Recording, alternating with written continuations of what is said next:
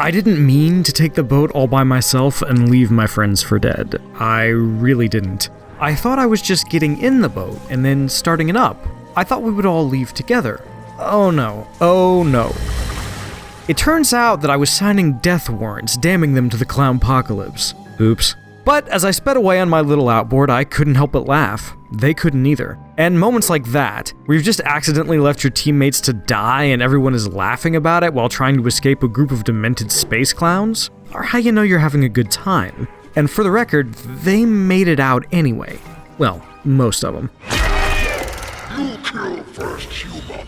Killer Klowns from Outer Space is the latest in the asymmetrical horror multiplayer survival subgenre that you should be intimately familiar with if you've ever played Dead by Daylight and its myriad imitators. Killer Klowns differentiates itself from the competition in a couple of ways. First, there are just more players. 3 Killer Klowns and 7 humans, which makes for more exciting and frequent skirmishes than a 1-on-4 game. The humans can also fight back. Crowbars, baseball bats, 2x4s, knives, revolvers, and my personal favorite, shotguns, are scattered around the map and yours for the taking, though you'll have to work around ammo and item durability.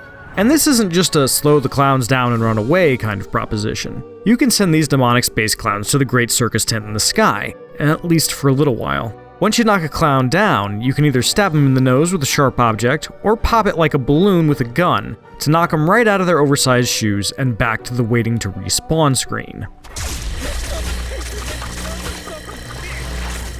The clowns, however, aren't defenseless. They're armed with cotton candy ray guns that can turn you into the biggest cotton candy cocoon you've ever seen, boxing gloves, balloon dogs, a rubber mallet, and so on. The clowns tend to dominate in up-close and personal combat, unless the humans roll up with a shotgun or overpower them with sheer numbers. But the humans are faster, though sprinting is noisy and risks telling the clowns where you are. It makes for some tense, exciting, and strategic combat encounters, especially when you're playing a human.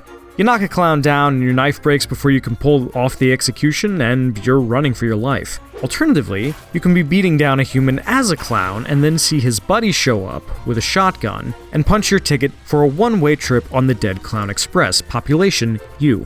It's really good stuff, and I've seen fights turn on a dime because someone showed up at the right moment, something broke, or someone made a good play.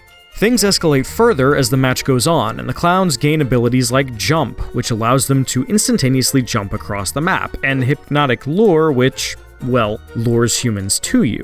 When you absolutely, positively need a human to eat a Mortal Kombat-style clowntality, which can range from launching them into space with your mallet to serving up a heaping helping of pies to their face that kills them instantly, no cotton candy cocoon required, except no substitutes. And, in a particularly nice touch, you can change them on the fly, mid-match. In general, the clowns want to cotton candy the humans up, hang them on clown hooks as, one presumes, a dark offering to some particularly nasty space clown god to speed the arrival of the clownpocalypse. Humans want to avoid that, and escape before the game clock hits 0 and the clownpocalypse, long foretold, finally happens.